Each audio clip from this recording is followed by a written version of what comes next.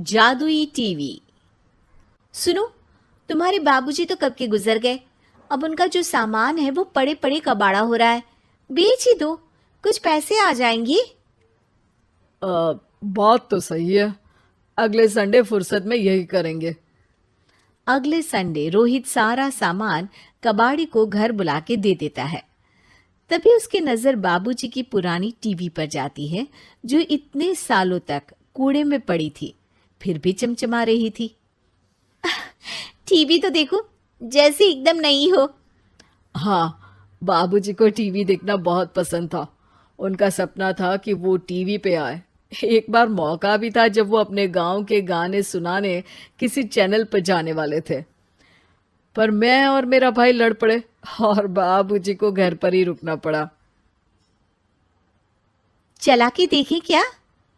हाँ हाँ, क्यों नहीं, देख लेते हैं। पर शायद ही चले। बाबूजी ने उस लड़ाई के दिन के बाद टीवी देखना ही छोड़ दिया था।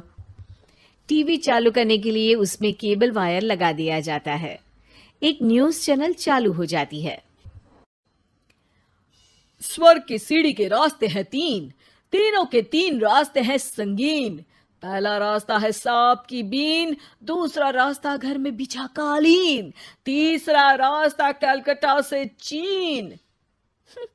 ये क्या बकवास खबर है, कुछ अच्छा लगा दो। अरे आप बोलो तो सही, कोई अच्छी खबर सुना देता हूं। मेरा तो काम ही खबर देना है। अरे बाप रे, टीवी बात कर रही है। हाँ, ये न्यूज वाला मुझसे। हाँ हाँ, आपसे ही तो बात करूंगा ना, आपके घर में हूं तो। अरे, ये सपना है क्या? तुम हमसे बात नहीं कर सकते? अरे सपना नहीं भाई साहब, ये टीवी जादुई टीवी है। बोलो, क्या खबर सुननी है, वरना ब्रेक लेने का टाइम आ जाएगा। सुप्रिया घबरा के टीवी बंद कर देती है। वो क्या था? अरे एक बार और चालू करके देखे, फिर से बात करेगा तो चैनल बदल देंगे। सुप्रिया फिर टीवी चालू कर देती है। अरे ऐसा कोई मुंह पे टीवी बंद करके जाता है क्या? मुझे बुरा लगा आपका नेचर। चाय पानी तो पूछो। सुप्रिया टीवी के बटन से चैनल बदल देती है। अब टीवी पर एक फिल्म चल रही है। अरे ये तो सूर्यवंशम है ना? हाँ, और ये ठाकुर को जहर की खीर दे दी और उसको पता भी नहीं है। ए भाई, खीर मत पीना, उसमें जहर है, मत पीना। ठीक है महाशय, जैसा आप कहें। हाँ। अरे, आपकी बात मान ली, पूरी पिक्चर ही अब तो बदल जाएगी। मतलब ये सच में जादुई टीवी है? तभी वहां कबाड़ी आ जाता है। भैया, टीवी के 150 रुपए दूंगा, चलेगा? अरे 1.5 करोड़ में भी ना दे तुमको ये टीवी हम।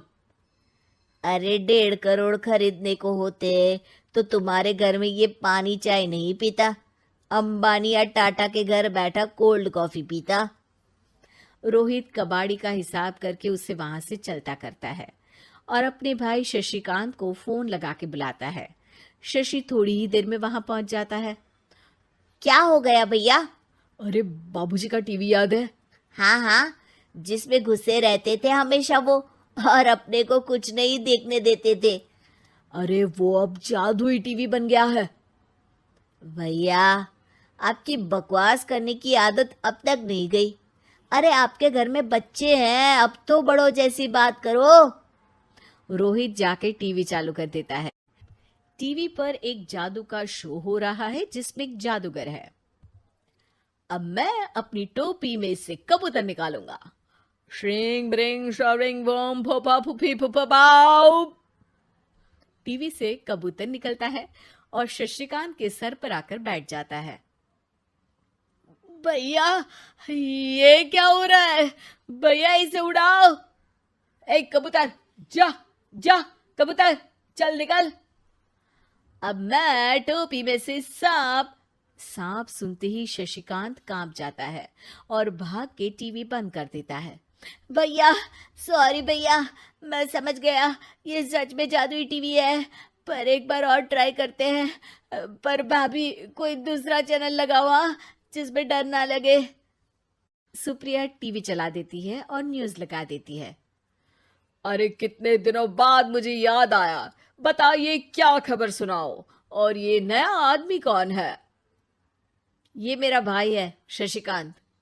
ओह यस, वही है ना जिससे तुम लड़ लिए थे किसी बात पे, और तुम्हारे बुढ़ाओ पिताजी गुस्सा हो गए थे और टीवी को संन्यास दे दिया था। हैं? तुमको कैसे पता ये सब? इस टीवी में रहने वाले आदमी से लेकर कबूतर तक को तुम्हारे बाबूजी और तुम्हारी बातें पता है, इसलिए तो ये जादुई टीवी है। ये टीवी क्या कर सकती है वैसे? तुम जो मांगो दे सकती है। कहानी बदल सकते हो, खबर बदल सकते हो, कोई चीज मांग सकते हो। अरे भैया, ये टीवी मैं लेके जा रहा हूँ। बाबूजी का लाडला तो मैं ही था ना। अरे ऐसे कैसे? मैं बड़ा बेटा था, अब तक मेरे घर में टीवी थी ना। अब तक कहाँ गए थे पिताजी के लाडले? तुम्हारी गलती का एहसास भी है। अरे भैया, ज्यादा ना बोलो वरना भूल गए आपके दांत तोड़ दिए थे मैंने उस लड़ाई में। मेरी बीवी के सामने मेरी बेइज्जती करता है। रुक। दोनों भाई हाथापाई पे उतर जाते हैं। रुक, बताता हूं तुझे कि कौन बड़ा है। अरे छोटे का दम तो देख लीजिए आप। ये खबर आपके बाबूजी को देता हूं। तभी टीवी अचानक बंद हो जाता है। अरे शायद टीवी नाराज हो गया। और लड़ लो, आए बड़े खली बनने। टीवी से एक तेज रोशनी निकलती है और टीवी में बाबूजी दिखाई देते हैं। बापूजी आप? इतना चकरा क्यों रहा है? अपने बाप को नहीं पहचानता क्या? ये तो ऐसा ही है बाबूजी। प्रणाम बाबूजी। अरे चुप कर, तुम दोनों ही उल्टे हो। तुम्हारी वजह से मैंने टीवी में आने के सपने को छोड़ दिया, तुम्हारी लड़ाई की वजह से। और तो और, जितना मैं अपनी बीवी को नहीं देखता था उतना टीवी को देखता था, वो भी छोड़ दिया तुम दोनों की लड़ाई की वजह से। और अब मरने के बाद जब मैंने टीवी को जादुई टीवी बना दिया तो भी तुम इसका फल लेने की जगह लड़ रहे हो। अरे तुम तो लायक ही नहीं हो। अब तुमको बाबा जी का ठुल्लू भी नहीं मिलेगा। बाबूजी चले जाते हैं। टीवी बंद हो जाता है। रोहित और शशिकांत गिड़गिड़ा के टीवी के सामने हाथ जोड़ के बाबूजी को बुलाते हैं, पर टीवी सिर्फ धुआं निकालता रहता है।